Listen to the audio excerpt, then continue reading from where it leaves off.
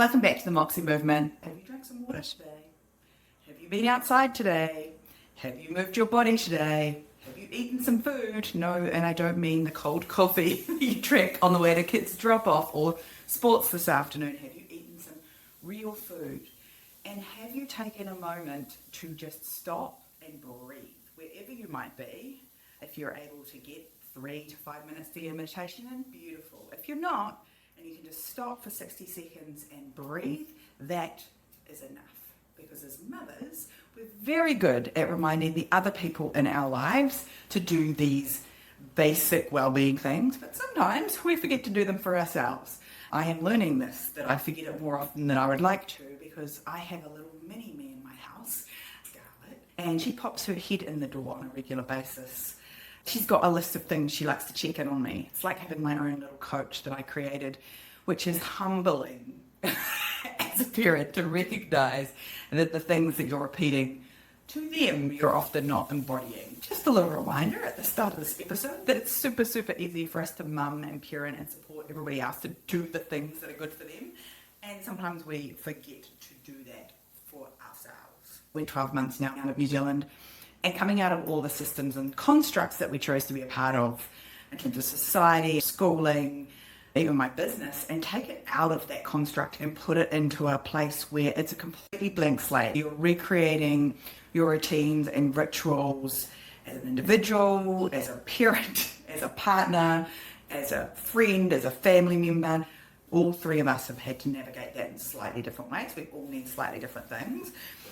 And it's been really interesting to me how useful, as much as there were bits that we didn't love about the structure back at home, how useful a structure and a routine is. And having to recreate that's really important. We have found that there are seasons to it, or a season of that it works this way, where Scarlett's going to arts on a certain day and sing lesson on a certain day, and we structure around those things. My days got structured around when I'm on client calls, when I'm always showing up for them, and then I fit everything else in around that. Finding the baseline habit or the meeting or the structure, for many of my clients that I work with, the structure that they work around is the school day and the school terms, purely because it already exists that their children are in. It's a baseline for them to work off. It's been interesting to create that from scratch here. Figure out what if that was good for us and what if that was challenging, and rebuild it. Whatever you're doing, whether you are unschooling, world schooling, mainstream schooling, whatever that looks like, it's figuring out what the baseline structure is going to be for you.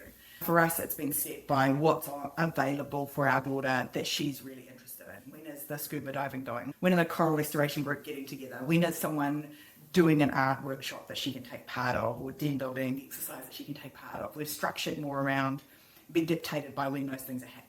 Building rituals and routines, start them from the baseline that you already have, because that's the easiest place. You have to pick the kids up from school at 3 o'clock, otherwise somebody calls and asks you to come get them.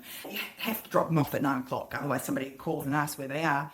If you've already got those accountability pieces in place, you can use them to your best advantage. We go most places as a 3. Scarlett's old enough now that she comes out to restaurants and events with us where often it's just other adults, maybe they've got younger children. And we get lots of comments of how wise she is, how mature she is, and how tuned in she is to conversations with adults. We think there's 2 reflections there that are really important. And one of the reasons that I was looking at this is because people keep saying, how did you do it? And I think the very first thing is to recognise that there's an element of parenting, of influence that you have as mother and father, that Johnny and I have been able to do. The shift for us has been from my relationship with her has been since she turned 5. And for Johnny, he's been that person for her whole life. It's obviously how she shows up and how she interacts with it. We've been very blessed with a daughter who is interested in learning, is interested in growth, so long as it's the right topics. If Johnny tells her it's a mystery puzzle that she has to do, she's all in. The first thing is that it's no one person. They are in control, even at a very young age. They are in control of their thoughts, their feelings, their actions, reactions, inactions. You only have influence over it. And as they get older, your influence gets less, the more people that are involved in their lives. It starts off with school teachers and school friends and then sports activities. It gets wider and wider the more access they get to other human beings, whether that be in person or online. those things are going to have influence over them. I think we've kept that quite tight. We've curated the influences over Scarlett's life in the direction that she's interested in. She's very creative musically, art-wise. She loves to take photos. Cultivating the right people in her lives that are super interested in those things has been helpful for us.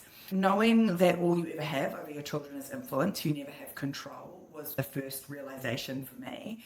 And then the second piece for me was that most of what we've done with Scarlett has been a direct reflection of the work Johnny and I have had to do on ourselves, on the journey we've had to take of, oh, that's a really interesting belief I have there, or story that I tell about myself, or thing that I say, or identity piece that I label myself with. Where has that come from? And how do I unpack that? Because when we start doing those things for ourselves, we recognize how important it is to do it differently with our children. Things I say about my body and the way I talk about it and the way I treat it, I've become much, much more deliberate about that as the mother of a daughter who's coming into a world where there is already a whole lot of standards for her that I want her frame to be. Is my body functional? Is it strong? Is it able to do the things I want? It's been about Johnny and I looking at what was fabulous and what were the labels and identities and beliefs that we got through our childhood and school journey that have been useful for us in our lives, and what have been some of those things that were not so useful. I think the reason that we've ended up with a child who has great emotional awareness and is able to notice and name pretty quickly most of the time what's going on for her, and then is able to either use her tools, or if she's at a distressed state, to ask for what she needs from it, is because we have recognized that we grew up in a world where emotional language and the way that those showed up physically and mentally were talked about. And now that we've got those skills and tools, we're sharing those with her. Whenever people look at what we're doing and how we're doing it, how we got here, I think for me it's really important to reflect and go, one, I'm on a team of 3. It's Scarlett and Johnny and I together doing this journey.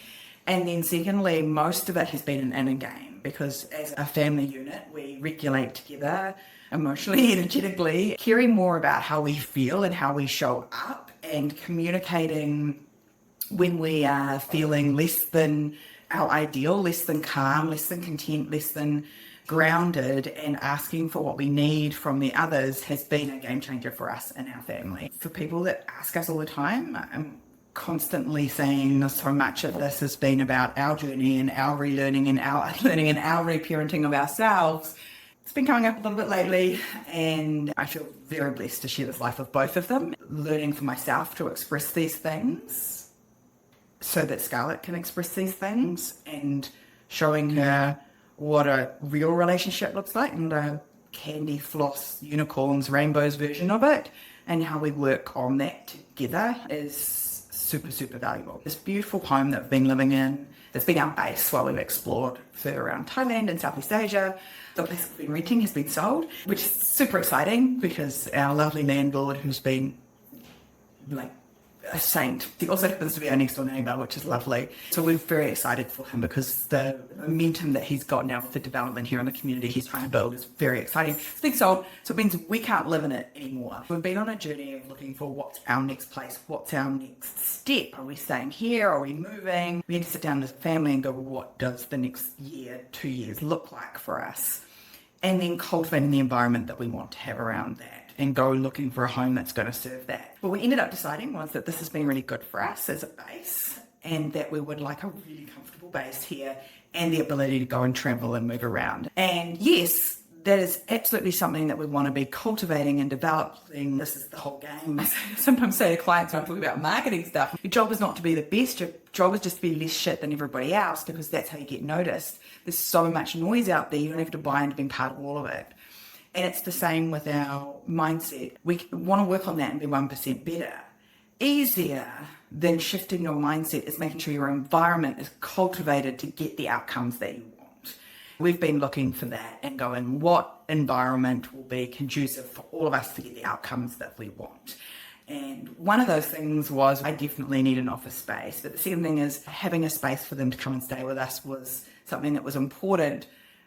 both because they'll be more comfortable, but also because my business environment can stay uninterrupted. Looking at what's close by for us that we want. Like we want to be close by the ocean still. Environment before mindset. If you're finding something hard to do, for example, if you're finding it hard to exercise and that's something that you want to do, you need to find the right environment for you. It will be helpful.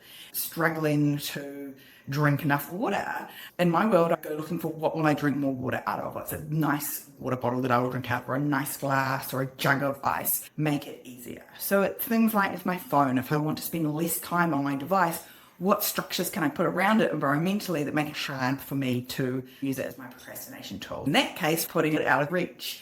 Or we've got these timer boxes that you put it in and you turn the timer on and it won't unlock until the timer goes off. We're making it environmentally more difficult to do the things we don't want to do and making it easier to do the things that we do want to do. We're shifting our main environment from where we are now to where we're going to be for the next couple of years. We're here for a few more weeks and then we move to the new place. We'll be setting up a new Moxie headquarters, podcast space, which will be fun. So you'll see that evolve over the journey. And really recognizing how important an environment is. It's about making the small tweaks and small changes that make it easier for you to get what you want. Can you do that with the space that you're in? We did a big conversation about this at our retreat last year. People went home and were like, I'm actually having a space to run my business in instead of doing it in the corner of the lounge or doing it in the corner of the kids' playroom. I'm actually going to set myself up with a space that is purely for me. And the shifts that creates for them is huge. Because now when they sit down to do it, they feel good about the space. They're excited to be building their business again. So really important that we think about environment as something that helps us align with where we want to be. Being the default parent and the default in your business. Because when you are answering questions, thinking, problem solving for so many human beings, that it can get really exhausting. If you're the one that everyone calls when the kid is sick, you're the one that your team pings when there's a typo, you are being the default parent and the default CEO. It is no wonder that you are burnt out. It is no wonder that you are exhausted. As women, we are the fallback. And yes, the stats still show that women do the majority of the work at home. They do the majority of the parenting. They do the majority of the caring. They do the majority of the unpaid, invisible load. I want my daughter to not be the exception where she has a set of parents where there's no gendered roles and there's no mum does this and dad does that. We co-parent, even though we are still married and live in the same house, we co-parent together in a way that works for everyone. If you are that default parent at home, the default solver of all the problems, I can't find the tomato sauce in the fridge, and you open the fridge and it's looking right at them because you've retained in your head where everybody else's stuff is always, we internalize that behavior and we bring it into our business. And this is where we come unstuck because you're already managing all these humans and all these pieces at home. And then when you come and start building a business, you do the same thing. You do it with your clients, your customers, your guests. You do it with your employees, you do it with your suppliers. You do it with everyone. And then wonder why it feels so tiring. It's because you're doing the thinking for everyone. You're doing the emotional regulation for everyone. Think of the energy output in that. You're worrying about everybody's health and well-being. You're worrying about not just your kids' sick days, but you're worrying about all your team's kids' sick days. The energy that you're putting into that is tiring. When you're tired, you're not playing at the full capacity that you could be. Being a business owner, running a business is this intellectual sport, this intellectual game. I want to be a premium athlete.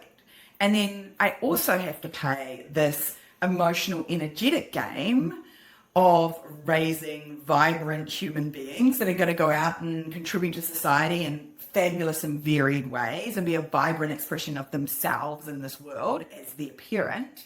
That's also a game I want to play at the top of my abilities, and I have to start thinking about myself as someone who needs to pour into myself first energetically before I can go out and play for those two teams. I can't be a great captain on the rugby team or on the netball team or football if I am burnt out before I get on the field, if I'm tired because I didn't sleep well before I get on the field, if I have sore muscles because I didn't recover well. It's the same in parenting and business. If I'm default everywhere, answering all things, doing all the thinking. My brain's tired. Energetically, I'm tired. Emotionally, I'm tired. I'm not able to do a great job anywhere. Bringing that default, mum will know the answer behavior into our business. Really easy to do, super common, and I definitely did it. I wasn't even a mum yet when we bought our first business in New Zealand, and I've still got crew from those days that call me New Zealand mum or Kiwi mum or Mum Sarah. And I'm like, man, I mummed them so hard. It was another 5-6 years before we had Scarlett, and I absolutely fell into that role. That's how I played it as well, until I realised that it wasn't going to work very well. That way of working creates decision fatigue, because making a decision, making a choice between 2 things or 3 things or 7 things costs you a decision-making point. It doesn't matter if it's a big, important decision or a small, inconsequential, should I put sandwiches or cake in my kid's lunchbox? It's still using up your decision-making points. For many of us, we've made so many decisions. So as a test, you could go and have a run through what are all the decisions you made from the moment you woke up to the moment you left the door. And I bet you get to 100 before you've even been awake for 2 hours, maybe even less. And that starts with, if you have an alarm that you let you snooze, shall I get up now when the alarm goes off, or should I snooze for 8 more minutes? So there's a whole conversation there to have about sleep. If you have made the decision before you go to bed that when the alarm gets off, I will hop up and have a freaking great day, and you make that decision before you go to bed, when you get up, you just do, and there's no decision to be made.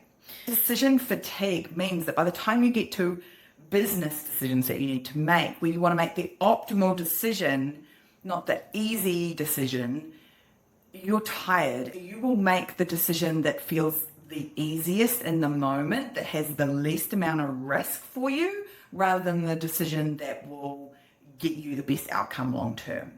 You'll just make the easiest, lowest consequence decision in that moment, which as a general rule serves you in the moment, serves present day you, doesn't serve future. We need to stop sacrificing what future Sarah wants for today's Sarah's comfort. Because a little bit of discomfort now will give me a lot of pleasure, a lot of comfort later. A little pleasure now will probably lead to a lot of discomfort, a lot of effort later. And we want to make those great decisions. So this way of working, this default, I can answer everything, everything's stored in my brain, means your decision fatigue is going to be high, which means they're not going to be quality decisions when it's required to make a quality decision that moves you and your business to where you want to be.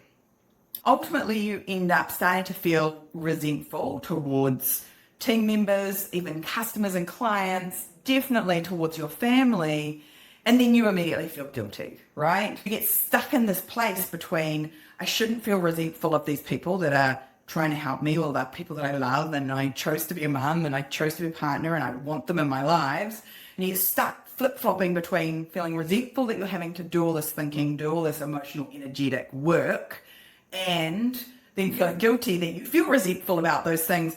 And that flip-flopping emotional state there doesn't help us to move forward at all. We end up really stagnated, very stuck in whatever we're doing, whether it be parenting or life. The other pattern that starts to happen is, my clients often say they feel like throwing something at me when I say this, is that when you keep stepping in, no one's stepping up. I learned this the hard way with community stuff.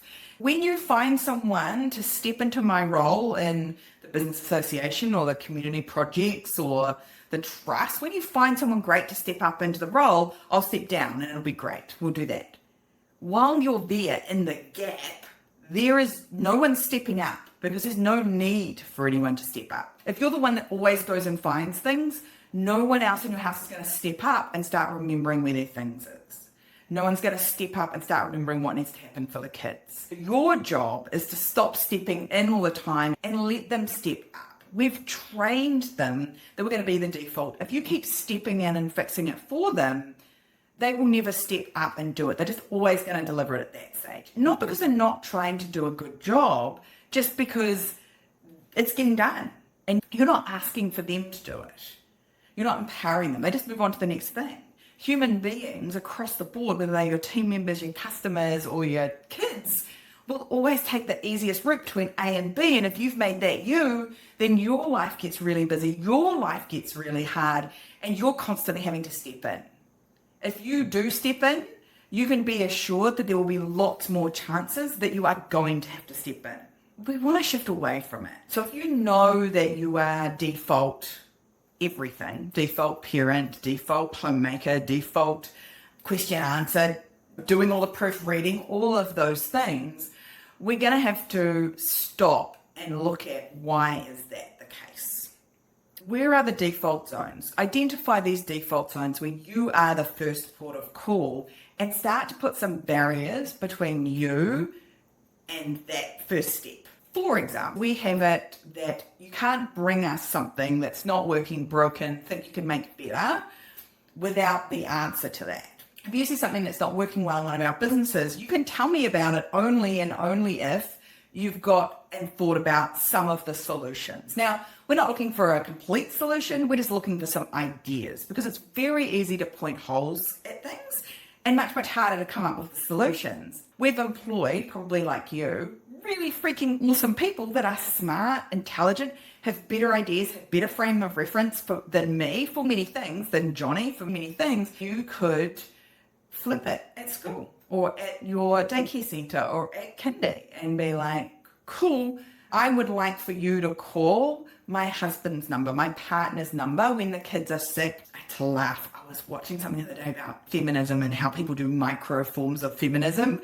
And one of the ladies was a teacher at school and she was like, I never call the mother.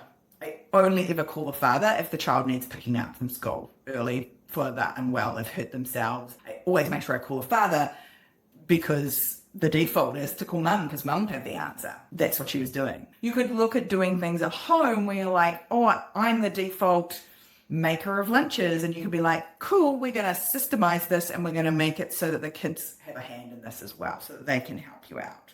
Identify where you're the default zone, where you're the first port of call and go, how do I put a barrier between the question and the answer?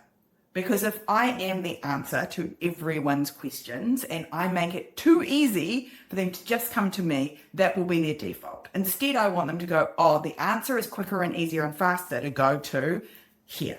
It's to go to this piece of software, to watch this video, to ask dad, to ask my brother or sister, to go and look at the list on the fridge. We want to take ourselves out of the default answerable questions and position something else as the knowable things. You have to stop being the martyr if you are always picking up the slack. You are going to end up in a martyr loop if you are not delegating intentionally. You have to be clear about what you ask for, and then when you ask for it and they deliver it half done or 70% done or 80% done, you must not jump in and complete it. At that point, they brought you a 70% finished product or project. They've done 70% of it right. You want to reinforce it and you want them to do that again. Then we want to tweak the other 30% and show them how they can go away and fix it and adjust that. Because if what you do is become the martyr and go, oh, 70%, it's easier if I fix it myself, you've got to always do it. And you're going to end up in that loop, and then you're going to complain about your team never doing it the way that you want it to do when the problem is you, because you constantly put yourself in as the martyr. This is definitely something I do, and I have to really watch myself because it is easiest in that moment, that one time, just to do it yourself. The challenge being is that for me in my business, and probably true for you as well, it's very rare that I'm doing things one time and one time only. We're going to repeat this process over and over again. And so I need them to be able to do it for themselves as well. The last one is normalize not being needed. We've basically been taught that we're valuable when we're needed, that we're not going to be worthy of love, or praise, or appreciation if we're not needed. I remember my coach, Taki. He said, that's a not Taki job. I don't know who it is that you need to talk to, but it's not me, not Taki. And I loved that. Who's my favorite person in this business? Not Sarah. I'm going to make sure that not Sarah is responsible for as much as possible so that I can do the things that are most useful. Normalize that no one person needs to be needed for everything in your business. Normalize there are areas of expertise, bits that people are going to be responsible for. And most of this is an inside game. Most of this is going to be you needing to normalize for yourself that they might want you to do things that they don't need you. There's a difference between a want and a need. Are there some things that people will need you for? Yes, it's not everything. And if we can reduce what you're needed for, you can stay focused on the bits that are most important. If you have a team, the things that are most important are leading and coaching and supporting your team to step up to be the best version of themselves that they can be in your business. And they can't do that if you're doing their job for them all the time. If they need you to find the stapler and tell them how to answer this query with a customer or a client, or how to book in an event for your restaurant, or take a client through an end of year tax return, then it's going to be a problem because you're needed in all these places. You won't have time, energy, or capacity that I was talking about before to make great decisions and step into the role that you need to. Normalize being unneeded. I remember Verity, a past client of mine, she came back from maternity leave saying, it is such a pleasure to be so unneeded everywhere in my business. Do they want to have me around? Do they enjoy having me around? Can I add value? Yes. And they don't need me anywhere. I'm just getting in the way in places where I thought I was needed. And I think that's really important. So how are we going to fix it? Super easy.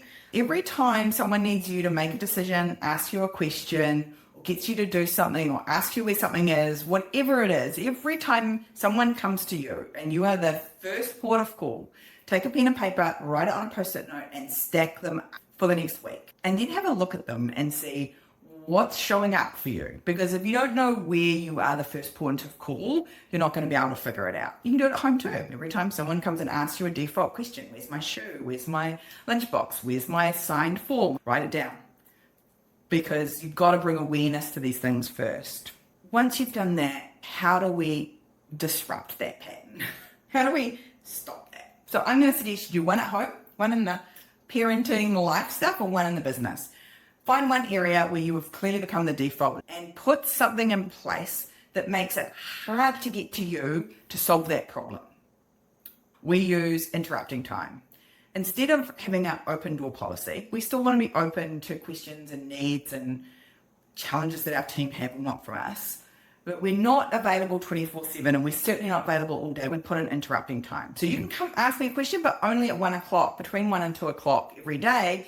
If we don't have a meeting together to talk about a particular project or client or something that's going on, you can only come and ask me those random things that you think you need me for at interrupting time. If they come up with this thought, this idea, this question at 9 o'clock in the morning, I'm like, man, I've got to wait 5 hours to talk to Sarah. I can probably just figure it out on myself. What you've done is you've put a barrier, a disruption between you, their question, and your answer that makes it easier for them to go and figure out themselves. You want to do the same thing at home. What's the thing that has to happen before they're allowed to come and ask you as mum? So that they'll start to disrupt that pattern of mum will have the answer, the boss will have the answer. Sometimes it's a person, like you have to go through that person before you come to me. Sometimes it's a system or a process. Go and do this thing first and then come to us. Sometimes it's a piece of tech. Go and look in the Google Drive before you come to me. Put something between you and the person that has the question or the requirement of you. When they have a question, they need to go somewhere else to get the answer before they come to you. And the last one is boundaries.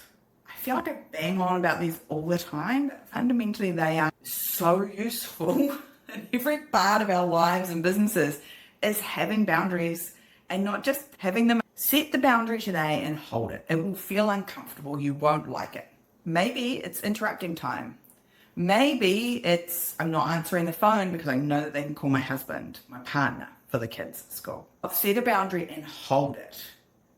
It will feel uncomfortable because your default response is to answer it, to fix it, to do it now. You're going to have to overcome you more than anything else here, because you're going to have to normalize the fact that you don't need to race to rescue everyone all the time, that they've actually got places they can go to get support and help before they come to you. That will be the most challenging bit of all. I knew that when I decided that I was going to go from saying yes to everyone for everything to no, I knew I wasn't going to be able to jump straight to no. My boundary had to become something in between that was easy for me to hold. I didn't go straight from, yes, yes, I'll help you with everything, to no, I'm never helping you. I went from, hey, that sounds great, let me check, and I'll come back to you, which gave me the ability to step out of the environment that I was in, where I emotionally felt required to say yes, and go away and see if that was something that I wanted to do, if that was something that as a business we wanted to do. It doesn't work for the business. It doesn't work for my team. My team hate working with this particular client, and I just jumped into it because I felt obligated to say yes. And you're going to have to breathe through the uncomfortable feeling of, I'm not doing what I've always done. And that's all it is. Doesn't make you a bad person. Doesn't make you a bad mother. Doesn't make you a bad boss. If you're saying, hey, cool, I can absolutely answer that at 1 o'clock. I can absolutely help you with that after you've gone and come up with 3 possible solutions for me, then we can have a conversation about it. I can absolutely help you win. This isn't about telling them what they have to go and do. This is about saying, I will help you win. That's a boundary that you can hold. So set those boundaries, communicate them clearly, and then hold them. Will you feel uncomfortable? Yes. May other people have some feelings about them? Absolutely yes. And they are not your responsibility. So long as you communicate this clearly, kindly, warmly, all their feelings about you holding a boundary are there, and all your feelings about you holding a boundary are yours, and that's your bit to go away and do the work on and go, I am doing this for future Sarah, because in the future, Sarah doesn't want to be interrupted every 5 minutes, because that's when she can build the best version of her business. That's when she can be the best leader, the best systems, the best experience on the cruise. She can't do that from being stressed and overwhelmed. She can only do that from a place where she's calm and centered and has space and time to think, not tired and grumpy. So put your default disruptor in. Put a barrier between you being the answer to everybody's questions. Your job is to make it harder to be the easy answer. At home, at work, because you are building them up into the best versions of themselves, and having them completely rely on you for everything is not doing that. They're not going to go out and show up as the best versions of themselves. Your team members, your customers, your clients, your suppliers, your kids, your partner, if the person that props all of that up is constantly you. You're not serving them, and you're definitely not serving you in the moment right now. And if you plan on doing this for a while, a year, 2 years, 10 years, you're not serving future you either. Disrupt that default position that you've got and go out and give yourself space to be the leader that you know you should be. The way that you're working right now is holding you back from the parent that you want to be, from the relationship that you want to have, from the holidays you want to be on with your kids. Till next time, stay moxie.